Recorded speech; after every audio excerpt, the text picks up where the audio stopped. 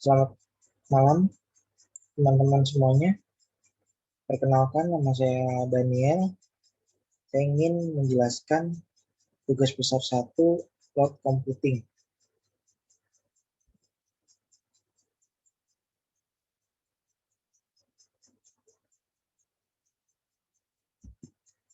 Nah, materi di sini yang akan saya bawakan. Yang pertama, apa itu cloud computing, layanan cloud, pro dan cons layanan cloud, dan cara aktivasi layanan cloud. Nah, yang pertama, layanan cloud computing. Nah, sebenarnya apa sih layanan cloud computing itu? Nah, cloud computing itu merupakan istilah dari bahasa Inggris yang berarti komputasi awan. Nah, untuk istilah awan sebenarnya itu merupakan metafora dari internet. Jadi definisi yang sebenarnya dari cloud computing adalah sebuah proses atau pengelolaan sistem daya komputasi yang biasanya itu melalui jaringan internet yang menghubungkan antara satu komputer dengan komputer lain dengan waktu yang sama. Nah, uh, komputer awan sendiri juga termasuk dalam teknologi yang menjadikan internet sebagai center atau pusat data untuk mengelola data pengguna. Nah, dengan menggunakan cloud computing sendiri, Anda tidak perlu menginstal sebuah aplikasi.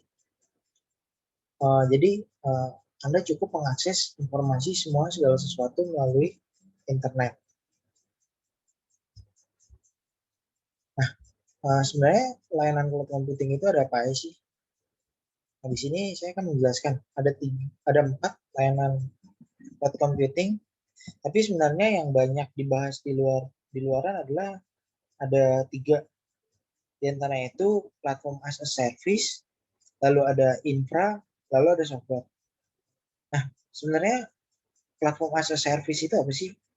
Nah, platform as a service itu layanan yang mulai dari hardware sampai sistem operasi, sampai memorinya, storage-nya, sampai kapasitas internetnya, itu dikelola oleh penyedia layanan platform as a service.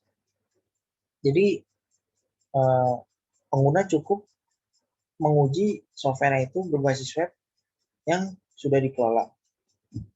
Lalu untuk infra itu sebuah layanan yang komputasi awalnya berupa satu paket perangkat hardware komputer virtual.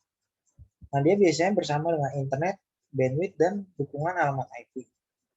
Lalu untuk infra sendiri biasanya itu dijamin online secara real time dan keamanannya dalam ruang lingkup satu unit layanan infra. Nah, untuk software sendiri, software merupakan layanan yang mengacu pada perangkat lunak. Dia biasanya berbasis cloud via online melalui internet dan bisa dibeli secara berlangganan atau biasa disebutnya subscribe.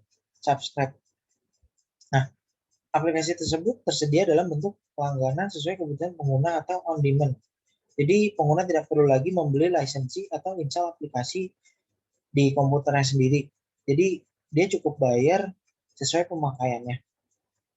Lalu untuk data storage as a service ini, dia layanan cloud untuk menyimpan file-file misalkan berupa Word, PowerPoint, Excel, atau biasanya juga bisa untuk foto untuk di backup, lalu untuk misalkan video.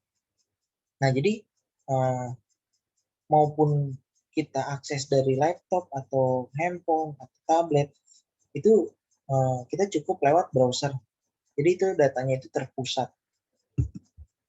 Biasanya itu data storage itu contohnya ada iCloud, ada Dropbox, ada OneDrive, atau Google Drive.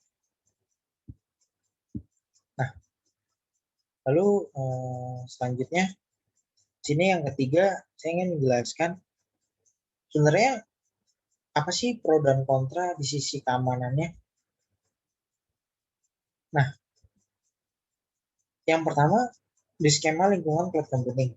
Dalam skema lingkungan cloud computing itu aspek keamanannya biasanya dan permasalahannya di traffic di lingkungan MTA tenants itu menjadi isu utama.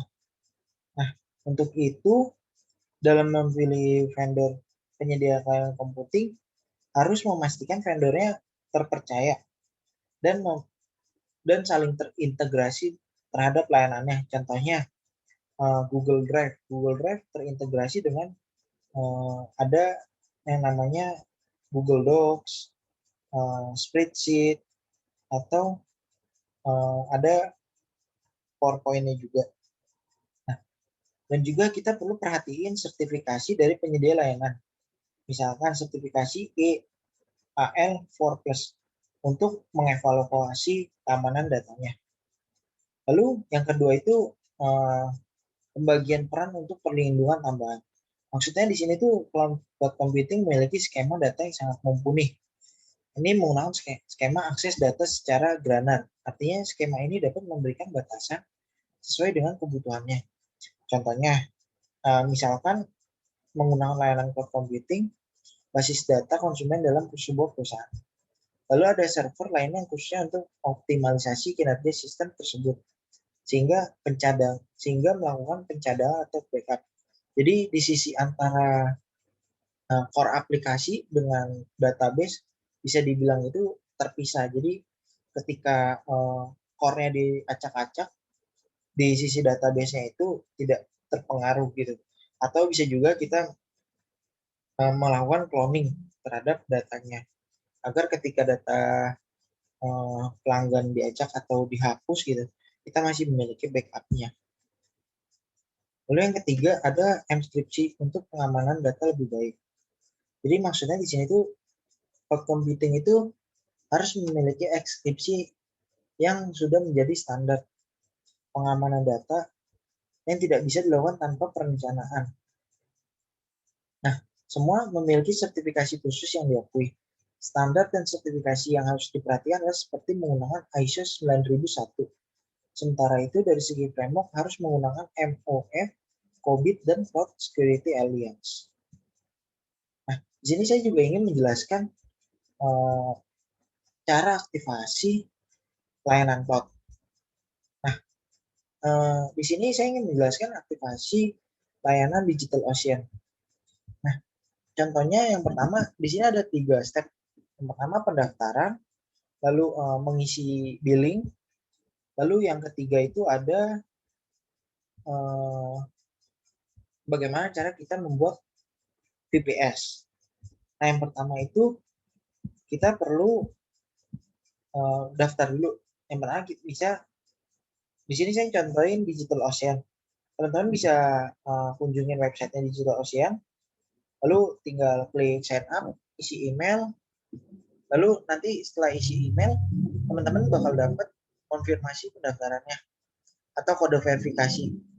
Nah, setelah itu teman-teman pasti akan diarahin ke kode billing.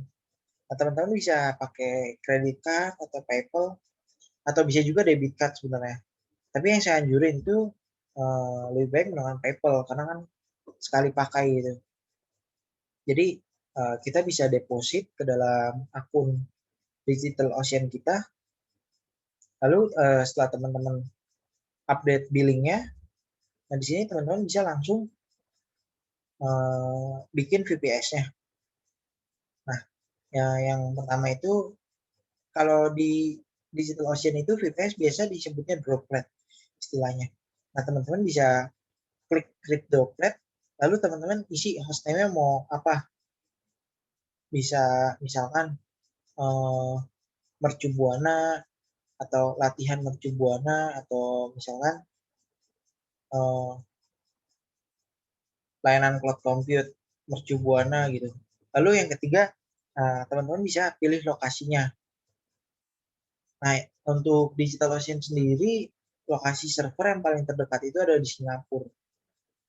Nah, setelah itu teman-teman bisa pilih OS-nya, mau Linux Ubuntu atau Linux CentOS. Nah, biasanya itu yang saya suka pakai itu Linux Ubuntu dengan versi terbaru. Untuk saat ini, versi yang paling terbaru itu ada di Ubuntu 20.4.